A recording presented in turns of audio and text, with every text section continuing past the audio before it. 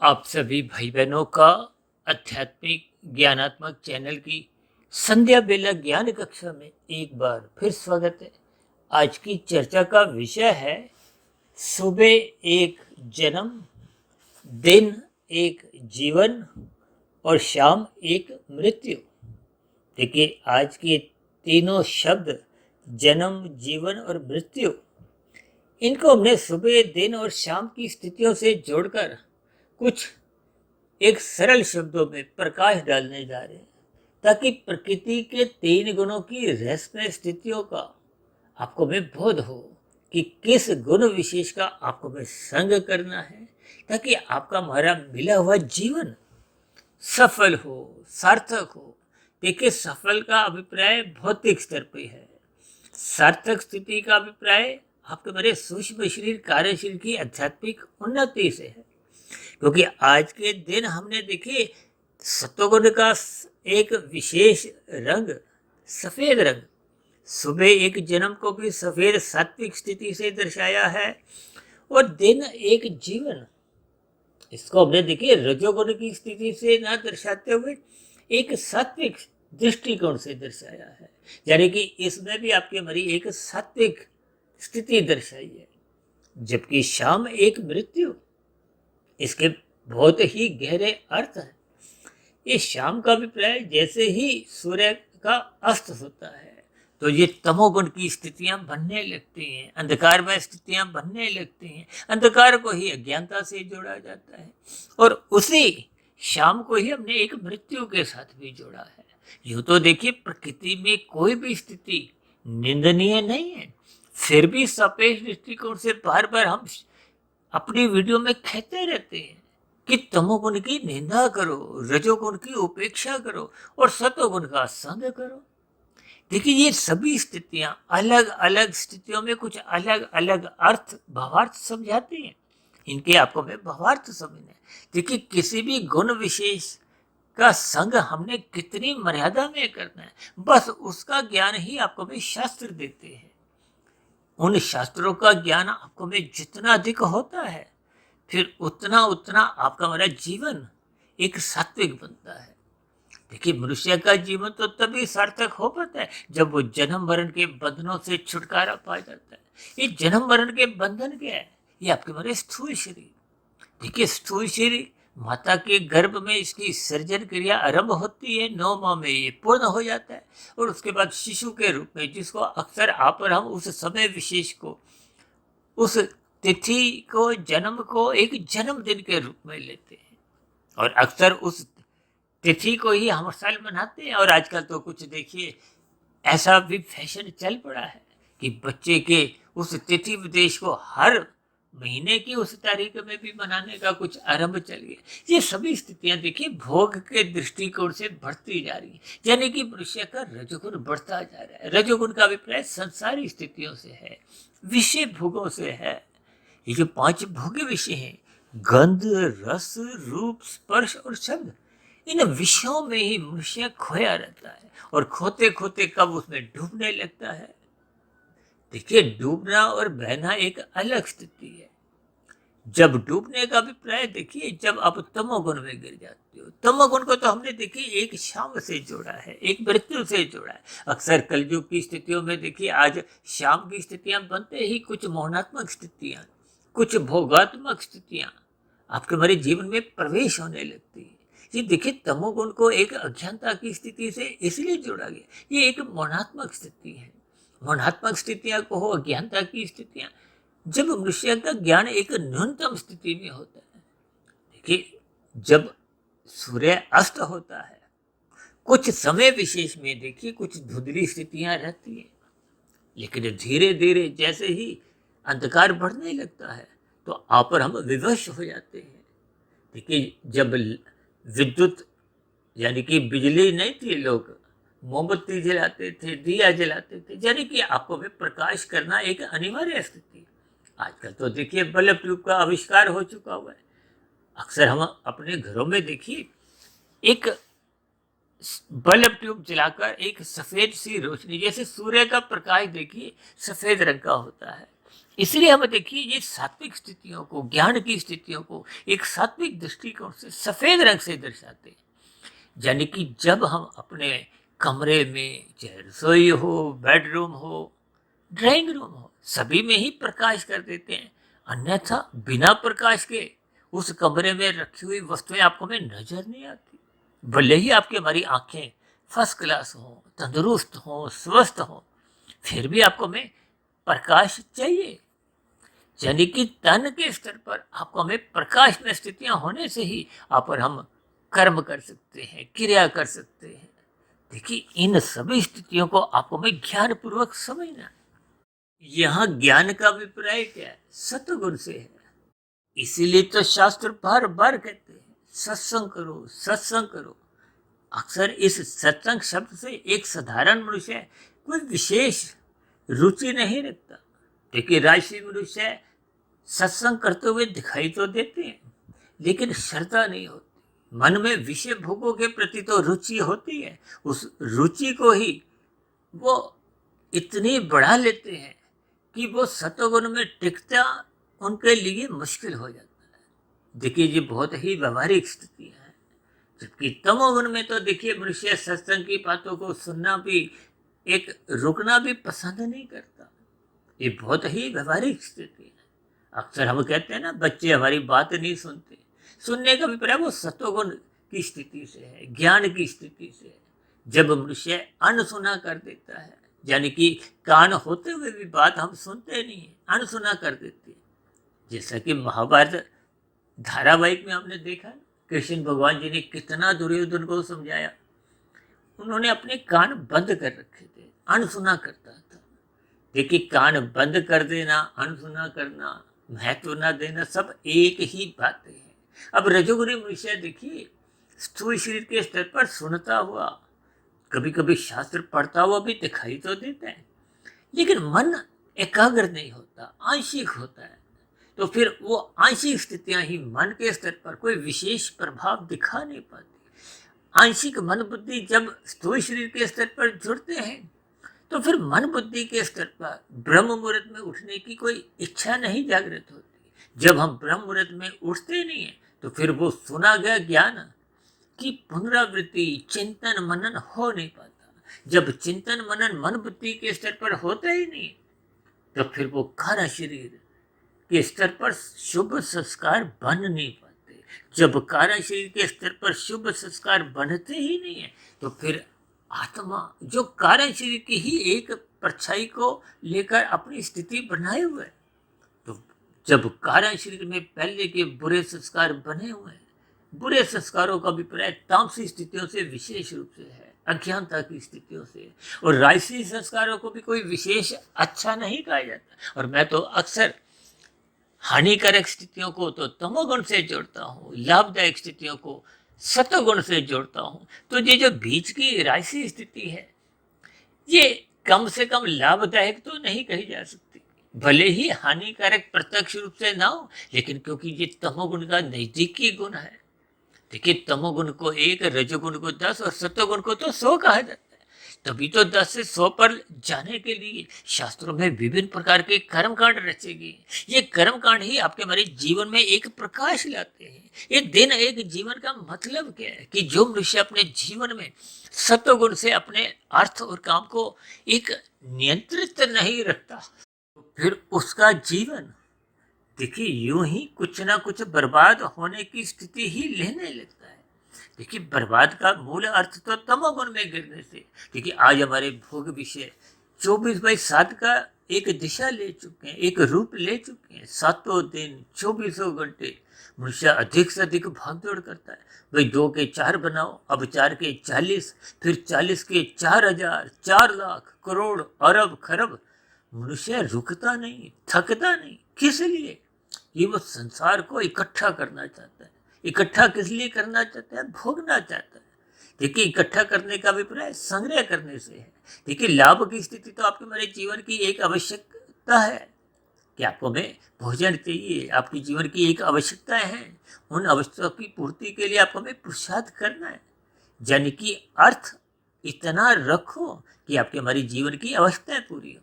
ये जो काम का अभिप्राय उन स्थितियों से है, उन भोगों से है जो आपके मेरे जीवन को अच्छेद करती है, जो आपके मेरे जीवन की आवश्यकता तो नहीं है। देखिए, दाल रोटी खाना, दो चार वस्त्र आपके पास होना, ये तो एक आवश्यकता है।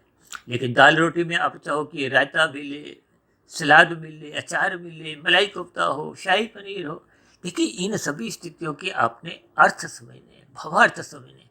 आज देखिए, आपके हमारे दो चार पांच जोड़ों की जगह आपकी हमारी अलमारियां भरी पड़ी हैं, 50 जोड़े, 100 जोड़े। और आजकल तो कुछ देखिए, जूते रखने की भी स्थितियां, चप्पलों की कुछ स्थितियां बिगड़ती जा रही हैं। तो ये सभी स्थितियां आपके बड़े धन की भी बर्बादी करते हैं, समय की भी बर्बादी करते हैं। और जब जब हमने देखिए कुछ पहनना होता है तो हम थोड़ा एक परेशान भी हो जाते हैं, आज ये पहने या कल पहने। देखिए, ये सभी स्थितियां रजोगुण से संबंध रखती हैं। और आज मनुष्य रजोगुण अपना इस कदर बढ़ाता जा रहा है। देखिए, आजकल तो कुछ ऐसी चर्चाएं होती हैं प्री वेडिंग की, और पहले तो प्री वेडिंग 1 था, अब 2 भी दिखने लगा है। तो ये सभी स्थितियां देखिए, बढ़ा हुआ रजोगुण, और बढ़ा हुआ रजोगुण सतोगुण की लगाम छुड़वा ही लेता है। जब धर्म की मर्यादाएं टूटने लगती हैं, धर्म प्रथम स्थान से हटा दिया जाता है, तो फिर ये अर्थ और काम नाचने लगते हैं। इसलिए तो आजकल देखिए, नाच गानों का, मनोरंजन की स्थितियों को, खेल तमाशों को ही हमारे आपके जीवन में अधिक महत्व दिया जा रहा है। देखिए, शास्त्र तो बार बार कहते हैं सतोगुण को महत्व दो, सतोगुण की प्रशंसा करो, रजोगुण के प्रति उदासीन रहो। जब हम रजोगुण के प्रति उत्साहित रहते हैं, और आजकल तो देखिए लोग तमोगुण के प्रति भी एक विशेष स्थितियां बनाने लगे। भागवत पुराण में तो स्पष्ट शब्दों में समझाया गया है। देखिए, 5 निंदनीय स्थितियां: धूत कीड़ा, मद्यपान, स्त्री संग, हिंसा और अनीतिगत कार्यों से कमाया गया धन। ये सभी स्थितियां तामसी हैं।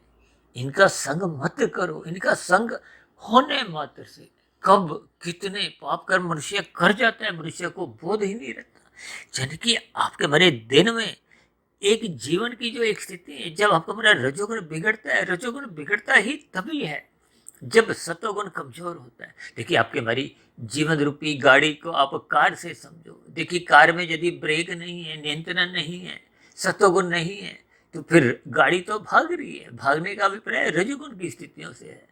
अब रजोगुण की स्थितियों को यदि नियंत्रण में नहीं रखा, यही ज्ञान उपदेश भगवान श्री कृष्ण जी ने गीता में अर्जुन के रथ के 5 घोड़ों की स्थितियों को भोगों से, यानी कि वो जब आवारागर्दी करती है तो फिर वो गलत दिशा में जाती है। ये गलत दिशा क्या है कि जब आपका बड़ा स्थूल शरीर विषय भोगों की आसक्ति में व्यसनी बनता जाता है, लोलुपता एक बड़े पैमाने पे बढ़ जाती है। इसलिए तो गीता में कहा है कि इन विषय भोगों को, इन घोड़ों की लगाम को, देखिए लगाम का अभिप्राय मन से है, मन को बुद्धि के अधीन। भगवान जी ने तो उस लगाम को अपने ही हाथ में रखते हुए ये संदेश दिया है कि आपको भी परमात्मा की सम्मुखता बढ़ानी है। और परमात्मा की सम्मुखता बनाने में गुरु, शास्त्र और ब्रह्म मुहूर्त, ये तीनों स्थितियां आपको हमें बनानी होगी। ब्रह्म मुहूर्त में उठना होगा, और रात को हानिकारक स्थितियों से बचने के लिए जल्दी सोना होगा। अन्यथा आपका मेरा देखिए, ये जो जीवन की स्थितियां हैं यूं ही बिगड़ते हुए ये शाम हो जाती है। यानी कहते हैं कि जीवन की जब शाम हो जाती है तो फिर ये एक मृत्यु की स्थिति है। देखिए, वृद्धावस्था भी आपके मेरे जीवन की शाम है। जीवन ढल जाता है, सूर्य अस्त हो जाता है, यानी स्थूल शरीर का एक अंत आ जाता है। इसलिए हमने शाम एक मृत्यु से जोड़ा है। इन सभी स्थितियों को आपको हमें ज्ञान पूर्वक चिंतन करना चाहिए, क्योंकि तमोगुण की शास्त्र बार बार कहते हैं निंदा करो। हालांकि नींद की निंदा नहीं है, ये तमोगुण का अभिप्राय निषेधात्मक स्थितियों से है जो शास्त्र आपको हमें मना करते हैं। क्योंकि वेदों के आरंभ में ही समझाया गया है, ये करो, ये मत करो। जो करने की स्थितियां वो राजसी और सात्विक स्थिति है। यानी कि छीना झपटी मत करो। जो आज हम बार बार एक छोटे से उदाहरण से, लाल बत्ती पे रुकने से, हरी बत्ती पे चलने से ही समझाते हैं कि लाल बत्ती पे रुको, दूसरों की हरी बत्ती मत खाओ, दूसरों का हिस्सा यानी कि हरी बत्ती को मत खाओ, अन्यथा आपका मेरा चालान कट जाता है। यहाँ के चालानों से भले ही मनुष्य बचता रहता है या कहीं कुछ एक सेटिंग भी कर लेता है, लेकिन परमात्मा के यहाँ कोई सेटिंग नहीं है। देखिए, परमात्मा के यहाँ किए गए सभी पाप कर्मों को एक गैर जमानती वारंट से हम इसीलिए जोड़कर समझाते हैं ताकि आप और हम पाप कर्मों से बचें, दूसरों का हिस्सा मत खाएं, अपने कर्तव्य कर्मों को ईमानदारी से निभाएं, दूसरों के अधिकारों की रक्षा करें। इन सभी स्थितियों का पालन करने के लिए ही आपको अपने धर्म को प्रथम स्थान पर रखना होता है। सत्वगुण का संग यानी कि श्रद्धा पूर्वक सत्संग करना होता है। ब्रह्म मुहूर्त में उठकर इस पर चिंतन मनन की स्थितियां मजबूत बनानी होती है ताकि आपका मेरा मन बुद्धि शुद्ध हो। मन बुद्धि शुद्ध होते होते निरंतर ये प्रक्रिया जीवन में बनी रहती है तो फिर आपके मेरे जीवन में कार्य शरीर में शुभ संस्कार पहुंचने लगते हैं। वो पहले के जो बुरे संस्कार थे उनको समाप्त करते हैं, कमजोर करते हैं और अंत में वो मर जाते हैं, समाप्त हो जाते हैं, दग्ध बीज हो जाते हैं। शास्त्रों में दग्ध बीज कहा गया। देखिए बीज जब जल जाता है तो उसमें अंकुरण नहीं होता, मन बुद्धि में फुरने नहीं आते, विचार नहीं आते, वृत्तियां नहीं जगती जो आपके मेरे स्थूल शरीर को बाध्य कर देते हैं। देखिए ज्ञानेंद्रियों के स्तर पर ये मन बुद्धि विषय भोगों को भोगने के लिए धक्का देते हैं, बाध्य कर देते हैं और ये कर्मेंद्रियों से पाप कर्म करने को भी बाध्य कर देते हैं जिसके फलस्वरूप कर्माशय बिगड़ता है, संस्कार बिगड़ते हैं और अधोगति की स्थितियां। ये जो हमने शाम एक मृत्यु को काले रंग से इसलिए भी दर्शाया है कि मरने के बाद फिर अधोगति की स्थितियां, नीचे की 80 लाख प्रकार के दंडमय निकृष्ट योनियों में जाना पड़ता है। अब परमात्मा तो देखिए दया के सागर है, परमात्मा आनंद स्वरूप सत्ता है। परमात्मा ने नीचे की सभी योनियों के जीवों को क्रमशः अचेत रखा है। अब नीचे की 20 लाख वनस्पति योनि है, ये जो फल सब्जियां आप और हम खाते हैं, ये मिर्च मसाले जो आपके हमारे रसोई में इस्तेमाल होते हैं, ये भी वनस्पतियों का ही रूप है जो चल फिर भी नहीं सकती। देखिए उसके बाद क्रमिक विकास होता है। कीड़े मकोड़े, जल में रहने वाले, समुद्र में रहने वाले 9 लाख तरह के जीव हैं जबकि कीड़े मकोड़े 11 लाख तरह के हैं। इसी तरह पक्षी 10 लाख तरह के, 30 लाख तरह के, पशु या 80 लाख प्रकार की एक निकृष्ट दंडमय जोनी। इन जोनियों में तो तभी जाना पड़ता है जब मनुष्य जीवन में आपके हमारे जीवन में ये सात्विक स्थिति ना होकर तामसिक स्थितियां अधिक बनने लगती हैं। देखिए तामसिक स्थितियां तो तभी बनती हैं, मनुष्य पाप कर्म कब करता है जब उसके रजोगुण भोग बिगड़ जाते हैं, वो विधि विधान का उल्लंघन कर जाता है। देखिए कानून की व्यवस्था में भी कहा गया ना, एक व्यवस्था के अंतर्गत आपको में कानून का पालन करना है, अन्यथा उल्लंघन करने पे पुलिस पकड़ती है, न्यायालय में पेश किया जाता है और जेल में डाल दिया जाता है। ठीक इसी तरह प्रकृति की व्यवस्था में भी ये कर्म फल सिद्धांत के अंतर्गत आपको हमारा जो कर्माशय बनता है उस कर्माशय की स्थितियों में देखिए मरते समय यानी कि शाम एक मृत्यु के समय यदि कर्माशय में पाप कर्मों की अधिकता होगी है, पुण्य कर्मों की न्यूनता रहेगी तो ना चाहते हुए भी देखिए नीचे की जोनियों में कोई जाना नहीं चाहता। ऐसे नीचे की जोनियों के तो कितने जीव ऐसे हैं जिनके आप और हम नाम सुनकर भी भयभीत होते हैं। तो फिर उन जोनियों में आज जितने भी जीव हैं वो भी आपके हमारे समान कभी ना कभी मनुष्य जोनी में ही थे। उनका भी सत्संग कमजोर हो गया था, यानी कि जीवन की एक राशि स्थितियां वो बिगड़ गई थी जिसके फलस्वरूप वो तमोगुण में घिर गए थे, कर्माशय बिगड़ गया था, संस्कार बिगड़ गए थे जिसके फलस्वरूप नीचे की जोनियों में प्रकृति के कर्म फल सिद्धांत के अंतर्गत हमें जाने को एक बाध्यता होती है। जैसे जैसे नीचे की जोनियों में वो पाप कर्मों का क्रमशः घटता घटते वो पुण्य कर्मों की बराबरी कर लेती है, पुनः मनुष्य जोनि प्राप्ति हो जाती है। लेकिन इस स्थिति विशेष की प्राप्ति के लिए हजारों लाखों करोड़ों अरबों खरबों पता नहीं कितनी जोनियों में दुख सहने पड़ते हैं। इन सभी स्थितियों को आप और हम ज्ञानपूर्वक चिंतन करें। इसलिए मैंने आज की वीडियो का नाम कुछ विशेष स्तर पर सुबह एक जन्म यानी कि आपको हमें सत्वगुण का संग करने के लिए ही, परमात्मा को पाने के लिए ही ये मनुष्य जोड़ी का जन्म मिला है। और दिन एक जीवन का अभिप्राय आपके मेरे सात्विक दिनचर्या से, अनुशासिक दिनचर्या से है, व्यवस्थित दिनचर्या से है। गुरु की आज्ञा में रहते हुए, शास्त्रों के अनुसार अपने जीवन बिताते हुए, ब्रह्म मुहूर्त में उठते हुए अपने जीवन को सफल सार्थक करना है ताकि हम ये शाम एक मृत्यु यानी कि ये 84 लाख प्रकार की योनियों के जन्म मरण की स्थितियों से बचते हुए इस मिले हुए जन्म को ही अंतिम जन्म बनाते हुए यानी कि मायातीत की स्थिति। देखिए 4 पुरुषार्थ है ना, धर्म अर्थ काम मोक्ष। धर्म प्रथम स्थान पर रहने से ही अर्थ काम एक मर्यादित रहते हैं और मोक्ष प्राप्ति की ओर, मायातीत की ओर आपका बड़ा एक लक्ष्य बना रहता है। तो ऐसी सभी सात्विक शुभ स्थितियां आपके हमारे जीवन में भी बने, ताकि हम मिले हुए जीवन में मायातीत की स्थिति को प्राप्त हो, एक लंबे काल के लिए आनंदमय जीवन बिताए, यानी परमात्मा की प्राप्ति कर ले। तो ऐसी सभी शुभ स्थितियां आपके हमारे भी जीवन में बनना आरंभ हो। इन्हीं शुभ कामनाओं के साथ चर्चा विशेष का यही विश्राम देते हैं। कल सुबह फिर मिलते हैं ब्रह्म मुहूर्त ज्ञान उपदेश कक्षा में। तब तक आप अपने आध्यात्मिक मित्र सुधीर भाटिया फकीर को इजाजत दें। आप सभी भाई बहनों को बहुत बहुत शुभ रात्रि। और सुबह ब्रह्म मुहूर्त में उठने के लिए, अपने जीवन को सार्थक करने के लिए, परमात्मा से जुड़ने के लिए मेरी ओर से बहुत बहुत शुभकामनाएं।